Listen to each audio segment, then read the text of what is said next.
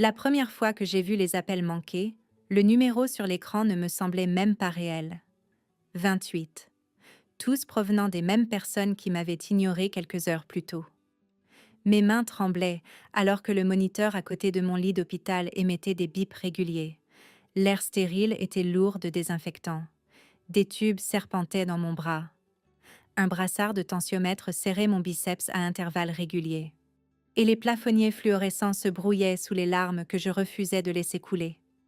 J'ai fixé ce rectangle lumineux, la discussion de groupe encore ouverte avec son indifférence glaciale, le renvoi en 2 lignes de mon frère, l'excuse laconique de mes parents à propos d'un barbecue, puis ma réponse silencieuse. Bien. Maintenant, il voulait parler. Maintenant que l'histoire s'était propagée plus loin que notre fil de discussion familiale. Mais à ce moment-là, j'ai posé le téléphone sur ma poitrine et j'ai fermé les yeux. Il ne me restait plus d'énergie à leur donner. 30 heures plus tôt, l'histoire avait commencé dans un endroit bien moins dramatique. La récupération des bagages à l'aéroport international de Portland. L'air sentait légèrement le café torréfié d'un kiosque voisin et l'odeur âcre du kérosène qui colle toujours aux aéroports. Mon corps était déjà à bout de force, 2 correspondances, des turbulences qui avaient forcé les agents de bord à rester attachés et une douleur sourde provenant du membre fantôme, là où se trouvait autrefois mon bras gauche. Le harnais de ma nouvelle prothèse me sciait l'épaule. La peau était à vif sous la sangle rigide. Lorsque le tapis roulant s'est mis en branle, je me suis positionnée maladroitement, en prenant appui de ma main droite. Les valises ont dégringolé, glissant sur le caoutchouc noir. J'ai repéré la mienne. Une grosse valise noire avec une étiquette jaune vif. C'était James, un gars de mon unité, qui l'appelait autrefois le taxi. Seulement voilà, la retirer du tapis me donnait l'impression de lutter contre un alligator avec un seul bras. J'ai serré les dents et je me suis penchée en arrière de tout mon poids jusqu'à ce que la valise s'écrase sur le sol à côté de moi. La sueur humidifiait le col de ma chemise, malgré le souffle glacial de la climatisation poussé à fond. Je me suis arrêtée, j'ai repris mon souffle, puis j'ai sorti mon téléphone. Mon pouce survolait la discussion de groupe familial, ce même fil où les vœux d'anniversaire étaient souvent remplacés par de simples emojis et où mes nouvelles d'Afghanistan restaient généralement non lues. Moi, l'avion atterrit à 17 heures. Quelqu'un peut venir me chercher? Les points de suspension sont apparus, puis ont disparu. Quelques minutes plus tard, mon téléphone a vibré. Troy. Occupé. Prends juste un Uber. Autre vibration. Maman. On a un barbecue ce soir. Pourquoi n'as-tu pas mieux planifié ton coup? J'ai fixé ces mots jusqu'à ce qu'ils deviennent flous. Pendant des mois à l'étranger, j'avais répété ce retour. Peut-être une accolade dans le hall des arrivées, peut-être papa tenant maladroitement une pancarte de bienvenue. Je n'avais pas imaginé cela. Une application de transport et un haussement d'épaule par pur dérangement. J'ai répondu 2 mots. Bien. Et sur ce, quelque chose en moi s'est replié. Je n'ai pas pleuré. Je n'ai pas discuté. Je me suis juste faite plus petite, comme je le faisais depuis que j'étais enfant. La file d'attente pour les Uber dehors était longue. Une chenille de voyageurs traînant leurs valises à roulettes. Le soleil de fin d'après-midi jetait un éclat doré sur la façade en verre, et j'ai cligné des yeux face à cette luminosité. Mon corps tanguait légèrement, mes jambes étaient instables après tant d'heures à l'étroit en classe économique. Le chauffeur qui est finalement arrivé, un homme d'âge mûr aux yeux bienveillants, a aidé à hisser le sac dans le coffre sans faire de commentaires sur mon bras manquant. Je me suis glissée sur le siège arrière, j'ai pressé mon front contre la vitre fraîche et j'ai fermé les yeux. Le trajet s'est déroulé sans incident, bien que je ressentisse chaque bosse sur la route, comme si elle s'enfonçait directement dans mes os. Ma prothèse me faisait mal au niveau de l'emboîture, et je l'ajustais constamment. Au moment où nous avons atteint ma rue, le crépuscule s'était étendu sur le quartier. Les maisons brillaient de l'invitation chaleureuse des lumières de Porsche. Des familles étaient rassemblées dans les salons, les rires s'échappant dans la soirée. Ça sentait légèrement le charbon de bois et la viande grillée. Des barbecues, exactement comme mes parents l'avaient mentionné. Je me suis demandé si l'un d'eux était le leur. À l'intérieur de ma propre maison, l'air était rassis et froid. J'avais demandé à mes parents de régler le thermostat avant mon arrivée. Visiblement, ils avaient oublié. Le courrier débordait du panier près de la porte, une pile d'enveloppes non ouvertes que j'avais demandé à mon frère de gérer. Le réfrigérateur ronronnait de vide, à l'exception de condiments dont les dates de péremption étaient dépassées depuis longtemps. Je me suis laissée tomber sur le canapé, entièrement habillée, mon manteau encore zippé contre le froid. Le silence pesait plus lourd qu'un gilet pare-balles et mes paupières ont fini par tomber. Je me suis réveillée des heures plus tard au son de ma propre respiration râpeuse dans l'obscurité.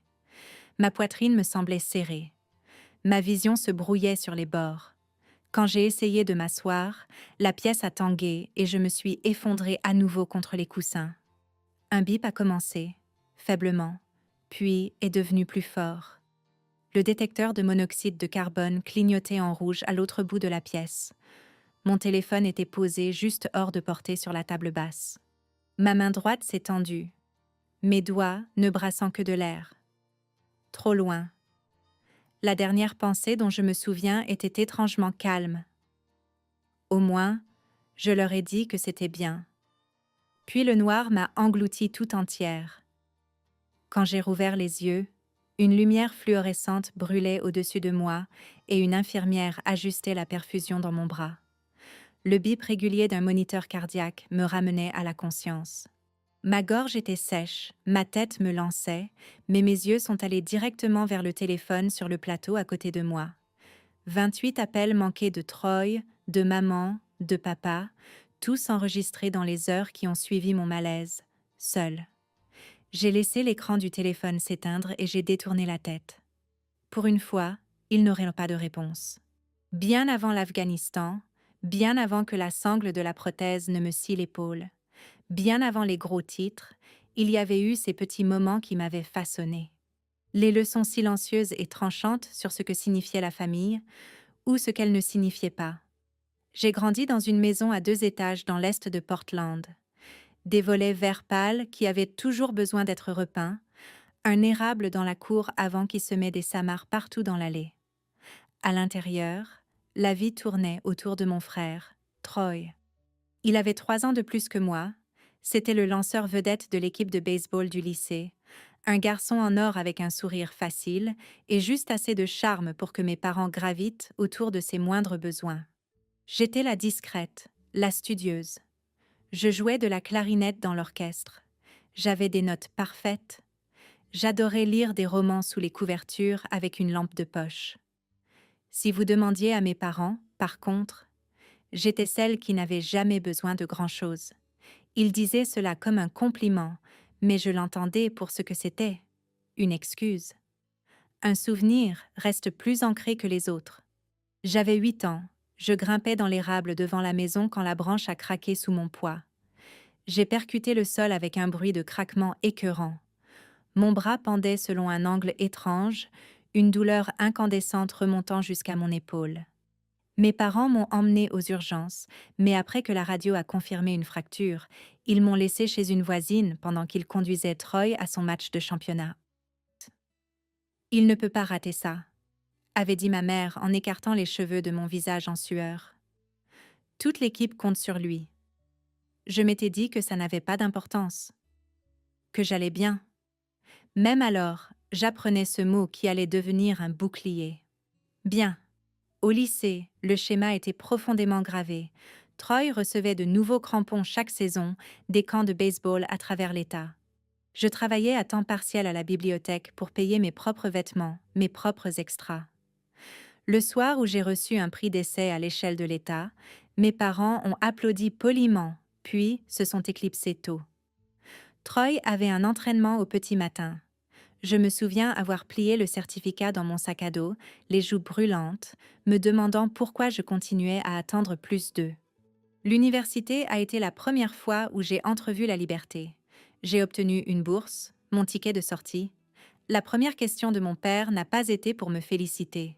C'était « Ça ne nous coûtera rien, n'est-ce pas? Les camps d'été de Troy coûtent cher. » J'ai souri et j'ai hoché la tête. Aucun problème. J'en avais l'habitude. Pourtant, je continuais à me dire que si je réussissais assez, si j'allais assez loin, peut-être qu'ils me verraient enfin. Peut-être que la fierté brillerait enfin dans leurs yeux.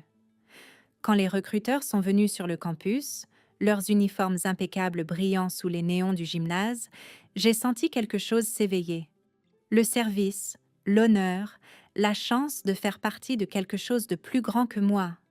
Peut-être, juste peut-être, qu'ils seraient fiers de moi parce que je portais le drapeau. L'entraînement de base a été épuisant. Des kilomètres courus jusqu'à ce que les poumons brûlent, des pompes jusqu'à ce que les bras tremblent, la voix du sergent instructeur aboyant jusqu'à ce qu'elle résonne dans mes rêves.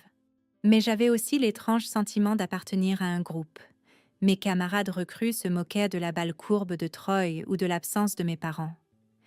Ils voulaient savoir si je pouvais porter mon sac, garder la tête froide, couvrir leurs flancs. Dans cette sueur du désert, j'ai senti ma propre valeur d'une manière que je n'avais jamais ressentie à la maison. Le déploiement est arrivé vite. L'Afghanistan, c'était la poussière et la chaleur, le sable qui s'insinuait dans chaque couture de notre équipement. Les montagnes semblaient infinies, des dents déchiquetées contre un ciel impitoyable. Nous mangions des rations qui avaient un léger goût de carton, nous rions de mauvaises blagues sous les étoiles, et nous comptions les jours avant la permission. Le courrier de la maison était sporadique. Quand il arrivait, les notes de Troy étaient superficielles. « J'espère que tu vas bien. Le baseball, c'est génial. » Mes parents étaient encore plus brefs. « Reste prudente. On t'aime, maman et papa. » Pourtant, je m'accrochais à ces morceaux de papier comme à des bouées de sauvetage. J'en ai scotché un au-dessus de ma couchette. « Fier de toi. » Juste 3 mots écrits de l'écriture soignée de ma mère. Pendant des semaines, je me suis autorisée à y croire. Mais dans les moments plus calmes sous le ciel afghan, je connaissais la vérité. Ils étaient en fiers quand c'était facile, quand c'était pratique, quand ça ne leur coûtait rien. Les parties difficiles, les parties sales. Celles-là, c'était toujours à moi de les assumer seule. Je ne me suis pas engagée dans l'armée par vengeance, bien qu'une partie de moi ait voulu prouver quelque chose, leur montrer que je pouvais être forte, précieuse, digne d'intérêt. J'ai porté cet espoir à travers les fusillades et les longs convois, à travers la solitude qui s'insinuait quand les rires retombaient. Et puis un jour, cet espoir a été arraché avec mon bras gauche. L'explosion n'a pas été cinématographique. Elle a été soudaine, brutale. Un rugissement assourdissant suivi de poussière et de silence.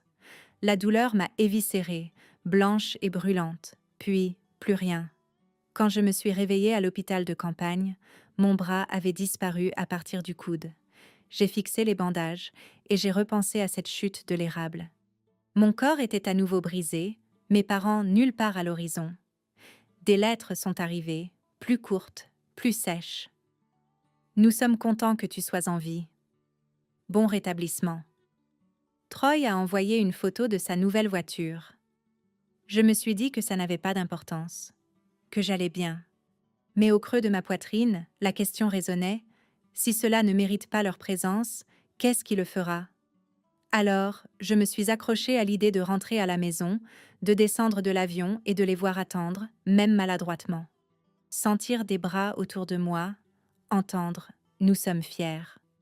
Cette image tournait dans ma tête pendant qu'on me transportait, pendant que j'apprenais à boutonner des chemises d'une seule main, pendant que je m'entraînais avec une prothèse qui mettait ma peau à vif. Et pourtant, quand le moment est enfin venu, l'écran ne s'est éclairé que d'excuses. Un barbecue, un emploi du temps chargé, un Uber. J'ai tapé « bien », le mot que je m'étais entraînée à dire toute ma vie. Le terminal de Portland bourdonnait comme une ruche, les voix se mélangeant en un grondement sourd, ponctué par les appels tranchants occasionnels dans les haut-parleurs. Je me tenais près de la porte coulissante, la poignée de ma valise serrée dans ma seule bonne main, essayant de stabiliser le tremblement de mes jambes. 30 heures de voyage pesaient dans mes os. Mon corps ressemblait à une machine sur le point de s'éteindre, chaque système clignotant en rouge. La prothèse me démangeait sous sa sangle. La plaie de pression sur mon épaule hurlait à chaque fois que je bougeais. Ma bouche était desséchée, ma langue épaisse comme du cuir. J'avais englouti les minuscules bouteilles d'eau offertes pendant les vols, mais rien ne pouvait étancher la soif qui venait de l'épuisement et de la douleur. Autour de moi, des familles se retrouvaient dans des éclats de rire et des embrassades. Des petits-enfants se jetaient dans les bras de leurs grands-parents. Des couples s'embrassaient sans pudeur à la récupération des bagages. Et moi, je me tenais seule, le mot bien bourdonnant comme une guêpe dans ma tête. Mon Uber a signalé être à 5 minutes. J'ai rapproché le téléphone, lisant le nom du chauffeur. Paul Gray, Honda Civic. Les lettres se brouillaient, ma vision vacillait. J'ai essayé de me concentrer sur la foule en mouvement à la place, me raccrochant aux détails. L'odeur des brioches à la cannelle d'un kiosque, le grincement des baskets sur le carrelage, le cri d'un enfant refusant de quitter le magasin de jouets. Quand Paul s'est arrêté, il m'a fait un signe de tête, rien de plus. J'ai réussi un sourire qui semblait coller sur mon visage. Il a soulevé la valise sans commentaire, ses bras fléchissant avec une aisance qui m'a fait mal. Je me suis glissée sur le siège arrière, le cuir collant à ma veste. Le trajet a été calme, heureusement. J'ai regardé par la fenêtre la lumière du jour qui déclinait. Portland semblait à la fois familière et étrange. Des ponts s'arquaient gracieusement au-dessus de la rivière, les phares des voitures y traçant des rubans de lumière. L'air extérieur était vif, l'automne tranchant, les feuilles peignant déjà les trottoirs de rouge et d'or. Cela aurait dû ressembler à un retour au pays. Au lieu de cela, chaque pâté de maison passée martelait le rappel que j'arrivais dans le silence. Quand Paul s'est arrêté dans ma rue, je l'ai remercié doucement, tâtonnant maladroitement avec mon portefeuille. Il a balayé mes excuses pour avoir été trop longue. « Prends soin de toi », a-t-il dit presque distraitement. Les mots ont pesé plus lourd qu'il ne le pensait. La maison attendait. Lumière du porche éteinte, rideau tiré. À l'intérieur, l'air sentait légèrement le rance, comme un endroit fermé depuis trop longtemps. J'ai posé ma valise, les roues cognant contre le parquet. Mes épaules se sont affaissées sous le poids de tout, de l'absence, de la négligence, de l'espoir qui avait autrefois été vivant. J'ai ouvert le frigo par habitude. Des étagères vides, à l'exception de condiments alignés comme des soldats oubliés, de la moutarde avec un bouchon croûté, un bocal de cornichons flottant dans une saumure trouble, une brique de lait périmée depuis 2 semaines. Je l'ai refermé rapidement, le joint en caoutchouc sifflant comme un soupir. La maison était froide. Je me suis frotté les mains, réalisant que je portais toujours le manteau que j'avais zippé des heures plus tôt. J'ai ressorti mon téléphone, j'ai vérifié la discussion de groupe. Rien depuis mon dernier bien. L'écran se moquait de moi par son vide. Je me suis laissé tomber sur le canapé. Mon corps s'est enfoncé profondément, comme si les coussins voulaient m'avaler tout entière. Je n'avais l'intention de fermer les yeux que pour 1 minute. Juste 1 minute. Quand je les ai rouverts, l'obscurité remplissait la pièce. Ma tête battait d'un élancement vicieux, ma vision sautait comme une vieille pellicule de film. L'air semblait plus lourd, plus épais, comme si je respirais à travers de la laine. J'ai essayé de m'asseoir, mais la pièce a basculé violemment. Mon estomac s'est noué, la bile remontant. C'est là que je l'ai entendu. Le bip faible et persistant. Au début, j'ai cru que c'était dans ma tête. Puis mes yeux l'ont trouvé. Le détecteur de monoxyde de carbone clignotant en rouge à l'autre bout de la pièce, son alarme étouffée mais urgente. La panique m'a piqué. Mon téléphone était sur la table basse, juste hors de portée. Je me suis penchée en avant, le bout de mes doigts effleurant l'air. Mon corps refusait d'obéir. Chaque membre était léthargique et lourd. Je me suis effondrée à nouveau sur le canapé, la poitrine haletante, les yeux grands ouverts. La dernière chose que j'ai vue a été le téléphone qui s'allumait, une nouvelle notification brillant dans le noir. J'ai pensé aux mots que j'avais tapés plus tôt. Bien. J'ai failli rire. Puis, le noir m'a emporté. Quand je suis revenue à moi, c'était sous une lumière fluorescente, l'odeur stérile de l'antiseptique m'inondant les narines. Des voix résonnaient faiblement, sèches et urgentes. Ma gorge était sèche, mon corps relié à des machines par des cordons et des tubes. Doucement. « Vous êtes à l'hôpital » a dit une infirmière en ajustant le sparadrap de la perfusion sur mon bras. Sa voix était calme, habituée. J'ai cligné des yeux, désorientée. Mes yeux se sont posés sur le plateau à côté de moi. Mon téléphone. L'écran s'est éclairé comme sur commande. 28 appels manqués. Troy, maman, papa. Encore et encore. Des tentatives désespérées après le silence. Je n'ai pas touché au téléphone. Je ne l'ai même pas déverrouillé. J'ai laissé l'écran s'éteindre et j'ai tourné mon visage vers les dalles du plafond, leur motif en grille se détachant nettement contre mes yeux brouillés. Ils me voulaient maintenant, mais quand j'avais eu besoin d'eux à la récupération des bagages, au bord du trottoir, dans le silence froid de ma maison, il n'y avait eu que 3 mots. Prends un Uber. Allongé dans ce lit d'hôpital, avec des moniteurs traçant les battements de mon cœur en ligne verte impeccable, je ne pouvais m'empêcher de remonter le temps. La douleur actuelle était insupportable, mais ce sont les vieilles blessures qui ont recommencé à pulser, me rappelant à quel point ce schéma était familier. Les appels manqués s'accumulant sur mon téléphone semblaient presque absurdes. Pourquoi cette urgence maintenant? Pourquoi cette panique après toute une vie d'absence? La vérité était simple. Ils ne paniquaient pas pour moi. Ils paniquaient pour eux-mêmes, pour l'image que cela pourrait renvoyer. J'ai repensé à l'érable. 8 ans, le bras cassé, laissé chez une voisine, pendant que l'équipe de baseball de Troy passait en priorité. La voisine avait été gentille, m'avait donné du soda au gingembre, m'avait aidé à caler mon bras avec des oreillers. Mais l'absence de mes parents brûlait plus profondément que la fracture. Je me souviens de la façon dont la lumière fluorescente des urgences bourdonnait, de la façon dont la voix du médecin s'était adoucie lorsqu'il avait demandé « Est-ce que tes parents reviennent bientôt ?» Et comment j'avais souri faiblement en disant « Ils seront là après le match ». Je savais déjà que c'était un mensonge. Ce n'était pas la seule fois. La remise des diplômes du lycée aurait dû être une étape importante. Je m'étais battue bec et ongles pour ma place au pupitre. Major de promotion. Chaque mot de mon discours avait été soigneusement écrit la nuit précédente. Ils sont venus, oui, mais sont restés au fond. Mon père ne cessait de regarder sa montre. Dès que le diplôme a été dans ma main, ils ont emmené Troy en trombe à un tournoi à l'autre bout de la ville. Pas de dîner, pas de photos, juste une accolade précipitée, un bon travail distrait et les gaz d'échappement alors qu'ils s'éloignaient. Au moment où l'université est arrivée, je pensais avoir arrêté d'espérer.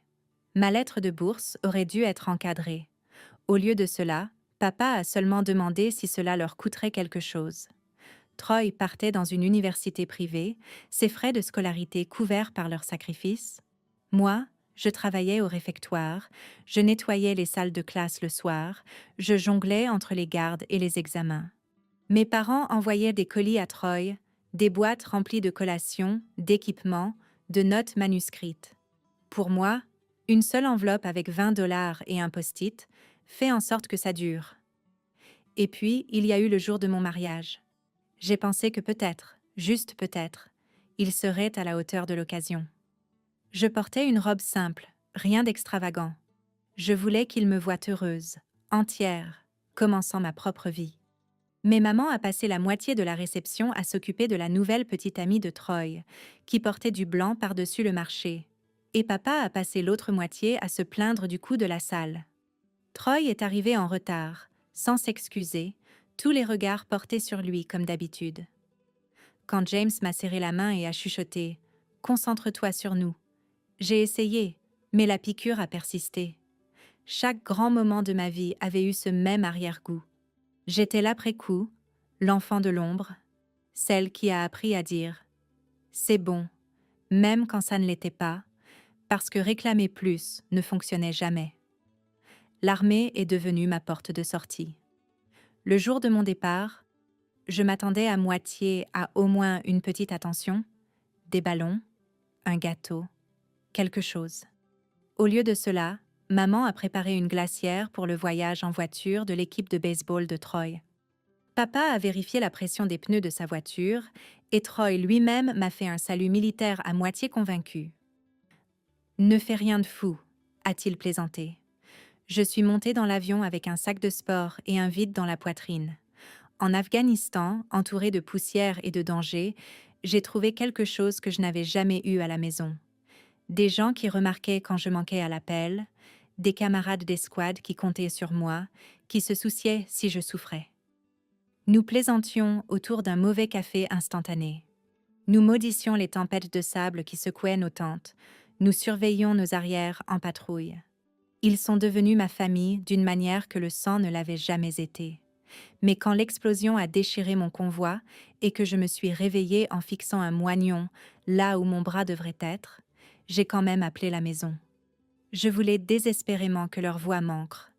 Maman a répondu d'une voix monocorde. « Nous sommes contents que tu sois en vie », a-t-elle dit rapidement. « Mais tu aurais vraiment dû réfléchir davantage à l'assurance. » Papa a demandé si l'armée couvrirait toujours mon salaire. Troy a envoyé un SMS plus tard. Ça craint. Et, devine quoi? J'ai une nouvelle voiture. Même alors, j'ai répondu « Bien ».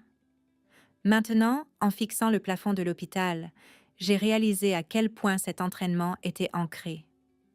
Dire que j'allais bien était un réflexe musculaire. Cela m'avait protégée pendant des années. C'était plus facile que d'expliquer la douleur sourde de la déception. L'ironie ne m'échappait pas.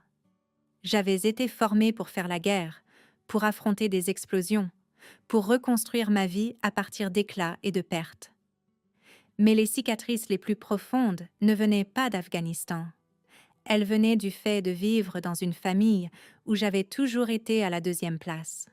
Toujours le plan de secours, les 28 appels manqués. Ils n'étaient pas pour moi. Ils étaient pour l'image de moi, pour l'histoire qu'ils réalisaient soudain pouvoir être racontée sans leur contribution. Et ils avaient raison d'avoir peur, car pour une fois, je n'allais pas les protéger par le silence. Le premier journaliste à qui j'ai parlé est venu à moi par accident. Il s'appelait Michael Chen, un reporter local faisant un reportage sur les soins de santé des vétérans. Il ne me cherchait pas. Il suivait un ambulancier à l'hôpital général de Portland pour une immersion, mais il a surpris l'un d'eux dans la salle de pause, la voix basse, secouant la tête. Elle a envoyé un message à sa famille pour qu'on vienne la chercher à l'aéroport. Vous savez ce qu'ils ont dit? Prends un Uber. Et puis elle s'est effondrée toute seule. J'en ai vu d'autres. Mais mec. Michael a dressé l'oreille. Il a posé quelques questions.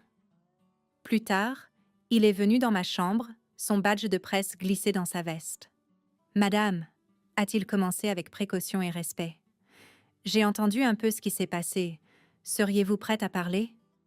Au début, j'ai voulu dire non, me retirer, garder mon histoire comme je l'avais toujours fait. Mais ensuite, j'ai pensé à ces 28 appels manqués, à cette soudaine désespérance après des années d'absence. J'ai pensé à la façon dont mon silence les avait toujours protégés. Et pour la première fois, j'ai ressenti le besoin de le dire à voix haute, non pas pour protéger, mais pour être entendue. Alors j'ai parlé, sans colère, mais avec précision. J'ai décrit les 30 heures de voyage sans sommeil, la sangle de la prothèse s'enfonçant dans mon épaule, le poids de la valise que je pouvais à peine gérer. J'ai répété les SMS mot pour mot. Occupé. Prends juste un Uber. On a un barbecue. Débrouille-toi. Les yeux de Michael se sont agrandis, son stylo griffonnant furieusement. Il n'avait pas besoin d'en rajouter. Les mots étaient accablants en eux-mêmes. L'histoire a été diffusée au journal de 22 heures le lendemain soir. Une vétérante revient d'Afghanistan, laissée seule à l'aéroport. Mon nom était là, mon visage flouté dans les images d'illustration pendant qu'on me transportait dans les couloirs de l'hôpital. La voix du présentateur portait un mélange de choc et de compassion. Après avoir servi à l'étranger et perdu son bras gauche au combat, elle est revenue à Portland la semaine dernière. Lorsqu'elle a demandé à sa famille de venir la chercher, leurs réponses ont été méprisantes. Quelques heures plus tard, elle s'est effondrée d'épuisement et à cause d'une exposition au monoxyde de carbone dans sa maison. Le clip a coupé sur l'ambulancier, les yeux sombres. Son téléphone était encore ouvert sur la discussion de groupe quand on l'a trouvé. Ça m'a brisé le cœur. Personne ne devrait rentrer à la maison pour vivre ça. Au matin, l'histoire était devenue virale. Des groupes Facebook communautaires partageaient des captures d'écran. Des hashtags ont commencé à circuler. Les vétérans méritent mieux. Ma boîte de réception a été inondée de messages d'inconnus. Des vétérans qui connaissaient la piqûre de rentrer chez soi sans être vus, des veuves qui murmuraient leurs propres histoires de négligence, des gens ordinaires offrant des repas, des couvertures, même une chambre d'amis si j'en avais besoin. Pendant ce temps, ma famille est passée en mode urgence. Troy a appelé 7 fois en 1 heure, laissant des messages vocaux qui commençaient par être frénétiques et finissaient par être furieux. « Tu nous fais passer pour des monstres. C'était juste un malentendu. Tu aurais dû leur raconter toute l'histoire. » Les messages de maman sont venus ensuite. Une série d'explications défensives. Le barbecue était un engagement que nous ne pouvions pas annuler. Tu sais, ton père avait mal au dos ce jour-là. Nous pensions que tu voudrais un peu d'indépendance après tout ce qui s'est passé. La voix de papa était plus calme. Un seul message vocal. Ça a pris des proportions démesurées. Rappelle-nous pour qu'on voit comment arranger ça. Arranger ça? C'était toujours leur angle. Pas du soutien, pas des excuses, du contrôle des dégâts. Mais le génie était sorti de la lampe. La communauté avait vu la vérité brute. Des entreprises m'ont contacté. Une entreprise de plomberie a proposé de réparer gratuitement mes canalisations inondées. Une chaîne d'hôtels locale a offert un séjour gratuit jusqu'à ce que ma maison soit sécurisée. Un groupe de soutien au deuil a laissé un message m'invitant à leur prochaine réunion. Un matin, une livraison de fleuristes est arrivée à ma porte d'hôpital. Un arrangement massif de fleurs rouges, blanches et bleues. La carte disait « De la part d'un voisin reconnaissant que vous n'avez jamais rencontré. Bienvenue à la maison. » J'ai fixé les fleurs, la gorge serrée. C'était plus d'attention que je n'en avais ressenti de la part de mon propre sang depuis des années. Le personnel de l'hôpital chuchotait à propos de l'histoire dans les couloirs, certains s'arrêtant juste pour me serrer la main. Une infirmière, le regard farouche, a marmonné « Il ne vous mérite pas ». Je n'ai pas répondu, mais la chaleur de ces mots m'a touchée profondément. Cette nuit-là, alors que les infos repassaient avec des mises à jour, j'ai imaginé ma famille en train de regarder, leur téléphone s'allumant de messages d'amis, de collègues, de voisins, tous posant la même question. « Comment avez-vous pu ?» Les appels manqués continuaient d'arriver. 28, 32, 35. Mais je les ai laissés s'accumuler. Je n'allais pas les protéger cette fois. Je n'allais pas absorber la faute pour qu'ils puissent rester immaculés. L'histoire n'était plus seulement la mienne. Elle appartenait à chaque personne qui avait déjà été abandonnée par ceux qui auraient dû l'aimer en premier. Et ce n'était que le début. Ils se sont présentés 2 jours plus tard, pas discrètement, pas humblement, mais dans un sillage de parfums et de cologne, et le bruit de chaussures de ville claquant sur le linoléum de l'hôpital. Ma mère menait la charge, sa voix plus aiguë que d'habitude, comme elle l'était toujours quand elle voulait que les gens autour entendent. « Ma chérie, nous sommes venus dès que nous avons pu », a-t-elle dit, entrant dans ma chambre avec un bouquet de fleurs de supermarché, leur emballage plastique crissant encore. Troy suivait, les épaules carrées comme s'il entrait dans un tribunal, pas dans une chambre d'hôpital. Son téléphone vibrait dans sa poche, et j'ai aperçu une notification Twitter. Il avait lu les commentaires. Je connaissais ce regard pincé sur son visage. Moins de culpabilité, plus de fureur parce que les gens parlaient. Papa restait à la porte, les mains dans les poches de sa veste, les yeux fuyant partout sauf vers moi. Pendant un moment, aucun de nous n'a parlé. Les moniteurs remplissèrent le silence, des bips réguliers marquant mon pouls, un léger sifflement de la ligne d'oxygène. Finalement, Troy a rompu le silence. C'est en train de prendre des proportions ridicules. J'ai levé un sourcil. Ma voix était douce, égale. « Ah bon ?» Il a fait un geste sec, comme pour chasser une mouche. « Tu ne leur as pas raconté toute l'histoire. On ne savait pas à quel point tu étais fatigué. Tu as fait croire qu'on t'avait abandonné. » J'ai coupé, les mots sortant avant que je ne puisse les arrêter. « Parce que vous l'avez fait. » Maman a eu un haut le cœur, portant la main à ses perles comme dans un vieux film. « C'est injuste. Tu sais que nous avions des projets ce soir-là. Tu ne peux pas attendre de nous que nous annulions chaque engagement à la dernière minute. Les familles ont des responsabilités. Les familles, oui, ai-je dit calmement. Mais je ne suis pas sûre que la nôtre ait jamais fonctionné comme ça.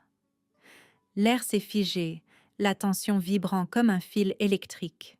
Une infirmière est entrée. C'était Jessica, celle qui avait ajusté ma perfusion la veille avec des mains si douces. Elle a vérifié le moniteur, ses yeux passant de l'un à l'autre. Elle n'a rien dit, mais sa présence m'a ancrée. Je me suis tournée vers ma famille. Voulez-vous que j'en fasse la liste? Parce que je le peux? Maman a secoué la tête brusquement. Amélia, ne fais pas ça. Mais je l'ai fait.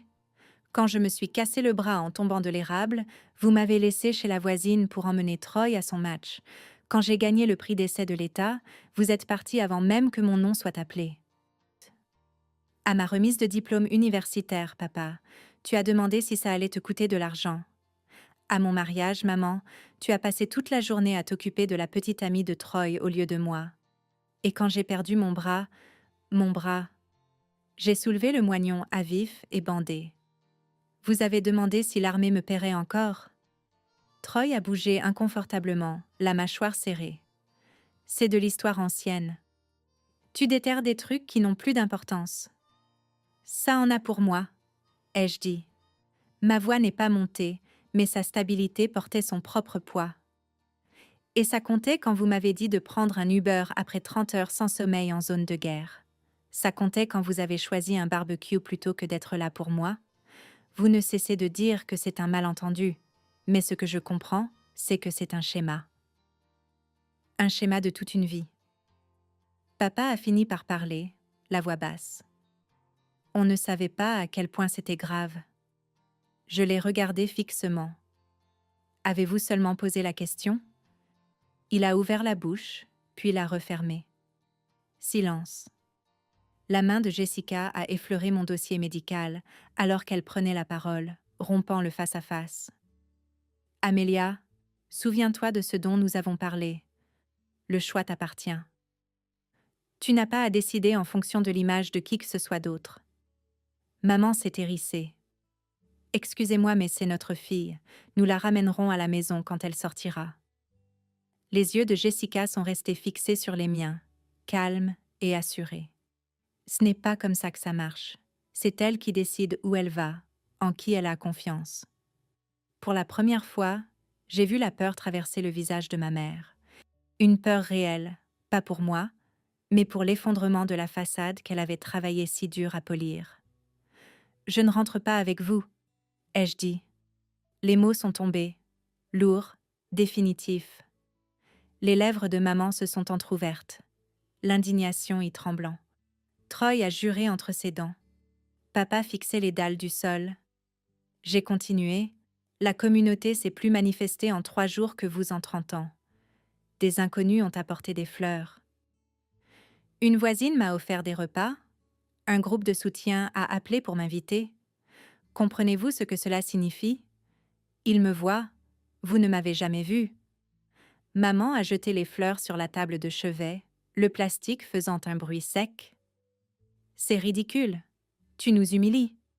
J'ai secoué la tête. Non, maman. Vous avez fait ça tout seul? Le silence qui a suivi était assourdissant, rompu seulement par le bip régulier du moniteur. Finalement, Troy a marmonné « On se parlera plus tard » et il est sorti furieux. Maman a suivi, ses talons claquant comme des coups de feu dans le couloir. Papa s'est attardé un instant, un regard plus long vers moi. Il semblait vouloir dire quelque chose, n'importe quoi. Mais à la fin, il a seulement soupiré, a enfoncé ses mains plus profondément dans ses poches et est sorti. La porte s'est refermée. Jessica m'a regardée, son regard plein d'une force tranquille. « Il a fallu du courage », a-t-elle dit doucement. Je me suis appuyée contre les oreillers, l'épuisement me submergeant. Pour une fois, pourtant, ce n'était pas l'épuisement d'être ignorée. C'était l'épuisement d'avoir enfin dit la vérité, et c'était le premier pas vers quelque chose de nouveau. Le jour de la sortie est arrivé plus tôt que prévu. La paperasse était épaisse, les instructions pour les soins de la plaie et la surveillance de la commotion cérébrale accablante. Mais ce qui m'a le plus surprise n'était pas le processus. C'était de voir qui était là. Pas ma famille. Au lieu de cela, c'était Diane, la voisine d'en face.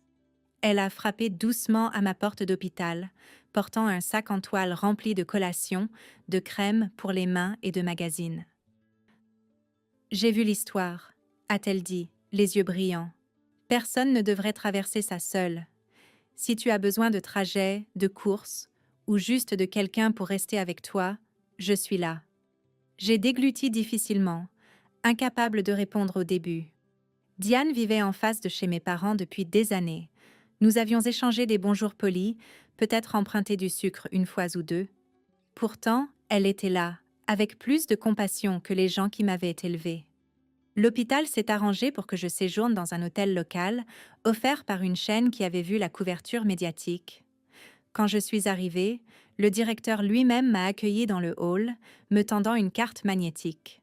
« Restez aussi longtemps que vous en aurez besoin.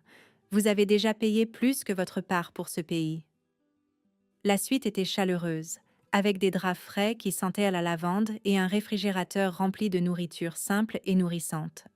Je me suis assise sur le lit, laissant le confort m'envelopper, et j'ai réalisé que c'était la première fois depuis la mort de James, depuis l'Afghanistan, que je me sentais soignée, pas seulement tolérée, pas mise de côté, mais vraiment entourée. Dans les semaines qui ont suivi, la communauté est devenue ma bouée de sauvetage. Une entreprise de plomberie locale a réparé gratuitement les tuyaux éclatés de ma maison. Un service de restauration a non seulement réparé les dégâts des eaux, mais a installé un nouveau thermostat pour éviter de futurs gels.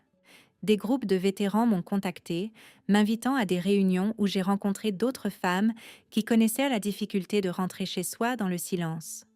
J'ai commencé la physiothérapie, apprenant à manœuvrer avec un seul bras, attachant la prothèse avec moins de tâtonnements. Mon thérapeute, un homme svelte nommé Karl, avait le don de transformer les séances épuisantes en victoires. « Tu n'es pas brisé », m'a-t-il dit un jour, croisant mon regard dans le miroir. « Tu t'adaptes avec une force que la plupart des gens ne comprendront jamais. » Pour la première fois, je l'ai cru. À la maison, Diane apportait des ragoûts et son mari ramassait mes feuilles sans qu'on lui demande rien.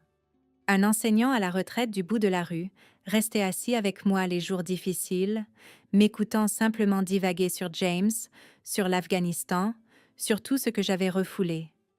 Ces gens n'étaient pas obligés par les liens du sang. Ils étaient là parce qu'ils s'en souciaient. Cette différence était stupéfiante. La présence de ma famille, quand elle se manifestait, était mesurée et superficielle. Une carte générique de maman et papa. Un message vocal bref de Troy, principalement des plaintes au sujet de ses collègues, qui le taquinaient après avoir vu les nouvelles. Aucun d'entre eux n'a jamais mentionné la confrontation à l'hôpital. Aucun d'entre eux ne s'est excusé. J'ai arrêté d'attendre. Au lieu de cela, je me suis investie dans quelque chose de nouveau. Avec l'aide du réseau de soutien aux vétérans, j'ai créé un fonds local pour les femmes vétérans qui rentrent au pays, couvrant les dépenses d'urgence, les services de transport et même de petites allocations pour les courses ou les factures. Je l'ai nommé d'après 2 de mes camarades qui ne sont jamais rentrés. Leur visage restait avec moi, leur rire résonnant dans ma mémoire, et je voulais que leur nom soit lié à quelque chose qui guérit. Lors de la première réunion communautaire du fonds, nous nous sommes rassemblés dans une salle d'association. Des rangées de chaises pliantes remplies d'inconnus, devenus des amis qui s'étaient ralliés à moi quand ma propre famille ne l'avait pas fait. Je me suis tenue à l'avant, ma manche épinglée proprement là où se trouvait autrefois mon bras, et j'ai parlé. « Il ne s'agit pas de pitié », leur ai-je dit. « Il s'agit de présence, d'être là. » Des inconnus ont été plus présents pour moi au cours des derniers mois que ma famille ne l'a été durant toute ma vie. C'est la leçon que je porte maintenant. La famille n'est pas toujours le sang. La famille, c'est celui qui est là quand ça compte. Les applaudissements qui ont suivi n'ont pas été tonitruants, mais ils étaient constants, chaleureux. C'était comme un cercle de bras autour de moi, le genre que j'avais cessé d'espérer de la part de mes parents depuis longtemps. 6 mois plus tard, mon jardin était à nouveau vivant. Le sol sentait bon, les tomates grimpaient haut dans leur cage solide. James plaisantait souvent en disant que mes tomates pourraient-y gagner des prix à la foire d'État. En cueillant la première bien mûre, le jus sucré sur mes doigts, j'ai chuchoté son nom dans la brise. La maison était à nouveau entière. Tuyaux réparés, murs rafraîchis, un nouveau sentiment de sécurité vibrant en elle. Plus important encore, j'étais à nouveau entière, ou du moins en chemin. Non pas à cause d'un soudain changement de cœur de ma famille, ils n'ont jamais changé, mais parce que j'ai arrêté d'attendre de l'eau d'un puits à sec. Ce soir-là, je me suis assise sur le porche alors que le soleil déclinait, mon téléphone vibrant doucement de messages du groupe de soutien, des mots d'encouragement, des nouvelles, de simples rappels que je n'étais pas seule. J'ai fait défiler les SMS non lus de ma famille, ceux qui essayaient encore d'expliquer, d'excuser ou de cajoler. Et puis, j'ai laissé le téléphone reposer sur la coudoir de la chaise. La vérité était claire. Ma vengeance n'avait pas été dramatique. Ce n'était pas des cris ou une rupture venimeuse. C'était de choisir de bien vivre, de m'entourer de gens qui donnaient librement, sans condition. C'était des limites. C'était la paix. Et c'était à moi. Quand je raconte cette histoire maintenant, je repense à cette nuit à l'hôpital, au téléphone brillant de ces 28 appels manqués, au désespoir venant enfin des gens qui m'avaient ignoré quand c'était important. Je n'ai pas répondu alors. Je ne le regrette pas, car pour la première fois, j'ai réalisé que je n'avais pas besoin de leur voix pour me stabiliser. J'avais la mienne, et maintenant, j'ai les vôtres. Si vous vous êtes déjà senti abandonné quand vous aviez le plus besoin de quelqu'un, j'espère que vous entendez ceci clairement. Vous n'êtes pas seul. La famille peut être choisie. Le soutien peut venir d'endroits inattendus. Votre valeur ne se mesure pas à la capacité de vos proches à la reconnaître. Elle se mesure à la férocité avec laquelle vous continuez d'avancer. J'aimerais entendre vos histoires. Des inconnus se sont-ils déjà manifestés pour vous quand la famille ne l'a pas fait? Partagez-le dans les commentaires. Et si ce voyage a résonné en vous, envisagez de vous abonner. Pas seulement pour moi, mais pour vous rappeler que la guérison est possible, même après les cicatrices les plus profondes. Parce que parfois, la vengeance n'est pas le feu. C'est simplement de vivre mieux, plus fort et plus librement que quiconque ne l'aurait imaginé. Et cela, mes amis, c'est suffisant. Sí, ya. Si no, no me voy a agüitar, se los juro. ¿Qué rollo, Anthony? ¿Ya o nada? Ya quiero jugar otra vez para que me maten. A la verga, güey. Estás-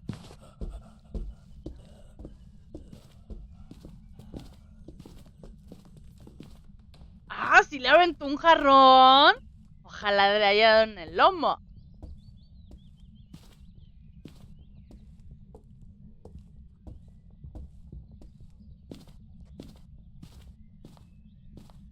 Es que el Anthony es bien pro para esto, plebes. O sea, el Anthony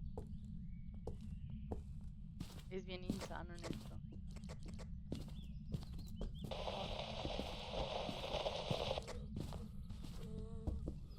Te va a matar, loco, te va a matar. No, no lo mato. ¿Acaso es tu favorito? ¿Acaso Anthony es tu favorito?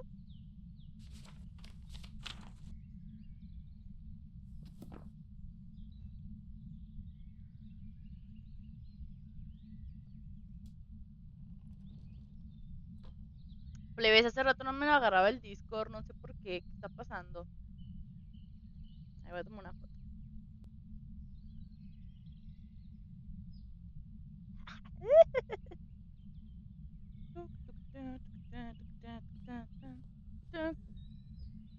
Ay, yo pensé que era nada más yo. Dije, ay, yo, güey, ¿qué pedo? Y me puse así como loca. Dije, yo, no, no, por favor, no. Pero ya quedó, ya quedó. Ya quedó, creo. Fíjate que a mí nunca me había tocado que disco se cayera. WhatsApp siempre, pero otros no. Raro, ¿no crees?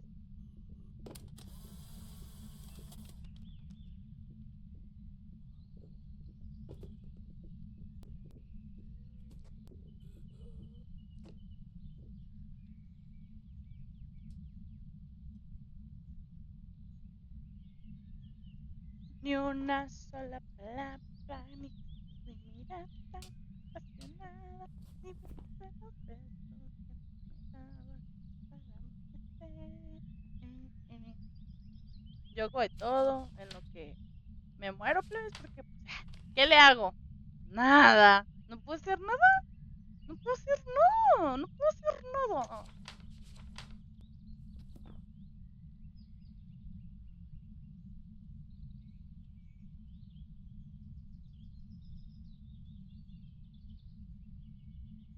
Mm, mm, mm, mm, mm. Ti, ti, ri, ri, ri, ri, ri, ri, ri.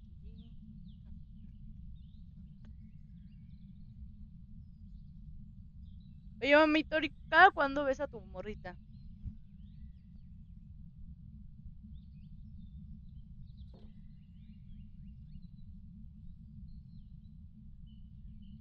Pues es que hay que echar chisme en lo que esto sale. Porque se lo toma muy en serio mi amigo. Es como... Él dice, yo me voy a ganar algo. Ay, ¿ella dónde vive? Yo también tuve una relación a distancia. Bueno, varias, pero una sí salió bien. Ahí viene, te va a matar, loco.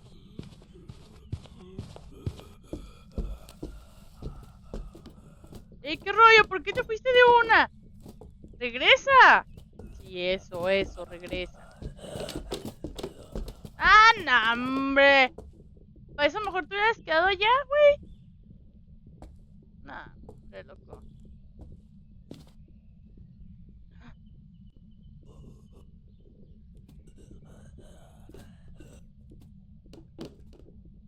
¿Y cómo se conocieron? A mí me gusta mucho el chisme. ¿Cómo se conocieron?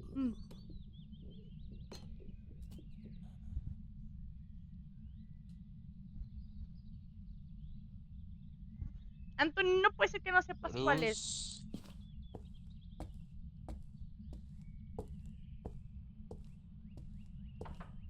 Bruce. Mm, órale. Ay. ¿Y cuándo fue la última vez que la viste? Ay, qué coquetos, ¿eh? Me encanta. Me encanta esa historia.